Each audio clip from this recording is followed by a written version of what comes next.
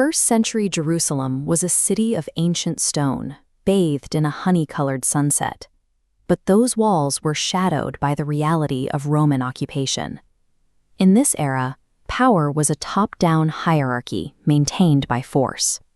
A ruler sat on a throne, issued a command, and the legions ensured it was carried out. In this landscape, vulnerability was a fatal weakness. Authority meant the physical subjugation of others. Strength was measured by how many people were beneath you. But away from the loud machinery of the empire, a dozen men gathered for a meal in a quiet, dimly lit upper room.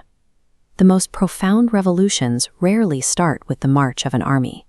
They begin in deliberate, isolated silence. Inside that room, flickering oil lamps cast long shadows across a simple wooden table. You can feel a heavy significance in the air, though the disciples can't yet name it. The men were locked in a quiet, petty debate. They were bickering over rank, trying to determine which one of them deserved the title of the greatest. The top-down mindset of the outside world had followed them through the door. Even in Jesus's inner circle, the desire for status was still the dominant language. Jesus watched them. He knew that another sermon or a sharply worded lecture would not be enough to reach them now. On the threshold of his most critical moment, the leader faced an internal crisis of ego that threatened to dismantle everything they had built. He stood up. The conversation at the table stopped instantly as all eyes followed his movement. Without saying a word, he removed his outer garment and deliberately laid it aside, stepping away from his place of honor. He took a long, coarse linen towel and wrapped it around his waist. Everyone in the room recognized this uniform immediately. It was the clothing of the lowest household slave. The recognized architect of the movement walked to the corner, lifted a heavy ceramic basin, and knelt down on the cold stone floor. He placed himself at the lowest physical point in the room, operating from a position of total vulnerability. The only sound was splashing water, washing his friend's calloused feet, rubbing away the Jerusalem grime. When he reached Simon Peter, the disciple pulled back. Peter was trying to protect his master's dignity, unable to bear the sight of a superior in the dirt. Jesus was firm. Unless Peter allowed himself to be washed, he could have no part in what was coming. Access to this kingdom required submitting to an uncomfortable act of grace. Transactional power relies on a rigid, downward chain of command.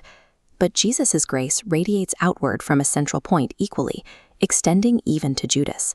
He knelt before his betrayer, offering the same care. Mercy did not check for worthiness before it served.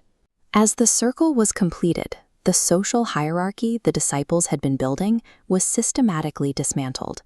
That water didn't just clean their feet, it washed away the pride that had been dividing the room. The room was silent as Jesus put his robe back on and resumed his seat at the head of the table. He gave them a final mandate. Now that I, your teacher, have washed your feet, you also should wash one another's feet. He introduced an inverted pyramid. The leader is no longer at the protected peak, but the point at the bottom supporting the base. Authority is no longer measured by a throne's height, but by the willingness to carry the weight of those above. In a single evening, he changed the directional flow of power in the universe. This historical act created a psychological blueprint that still resonates today. We find that we are often most moved not by the commands of the powerful, but rather by their willingness to stoop down. We see that basin's reality today, in a nurse working double shifts, a teacher staying late for students, or parents sacrificing for their family. By kneeling on a stone floor, Jesus showed that the most significant life is one that prioritizes the needs of others. The legacy of the basin is still there. The question is, who are you called to serve today?